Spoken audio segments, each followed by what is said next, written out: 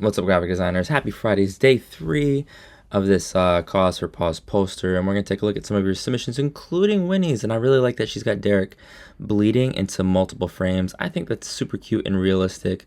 I like what you're doing. Sophia, you're a great kid, but this PNG does not belong in the poster project assignment. Instead, you can put it in the PNG assignment.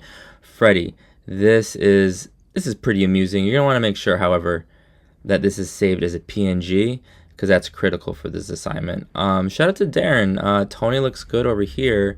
I'm not sure what Derek is doing with this puppy, so you might want to revisit that. And this cat looks a little concerned.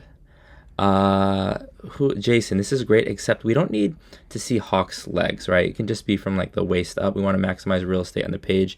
And on that note, Isaac, you're gonna have Ariana maybe a little bit bigger, featured a little bit more prominently, as we have here. And so you can see that their face is featured prominently, as is the kitten. And here's also what we're gonna do. For all of these different backgrounds, right, that we're getting from the interiors of different kinds of houses, we're gonna blur them. So here's how we're gonna do that. I notice right now I'm in the background of Ariana's, and I'm gonna click filter, and then we're gonna go to blur, and then we're gonna go to Gaussian blur.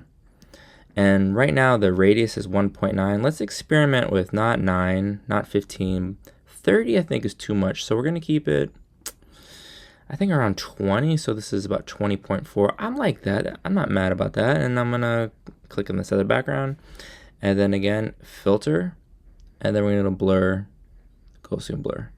And now the default should be around 20. And I think that looks not bad. The one thing I'm just now noticing, and so maybe we don't want to do this, is you want to think about how it's going to affect yours. The Gaussian blur sort of adds like an element of shading along the edge. So you're going to do what's right for you, but we do want the labby and the puppy / kitten to pop. Let me know if you guys have any questions. We want to make sure that as we're adding it to these panels, that we're layer masking out elements, so that in this case, right, the elbow and the tail are bleeding over to the edge. And let's see, as we have here, right, so we're going to try to achieve this effect. So not that they're all contained within each border, but instead that there's some overlapping. So that's what we're striving for today.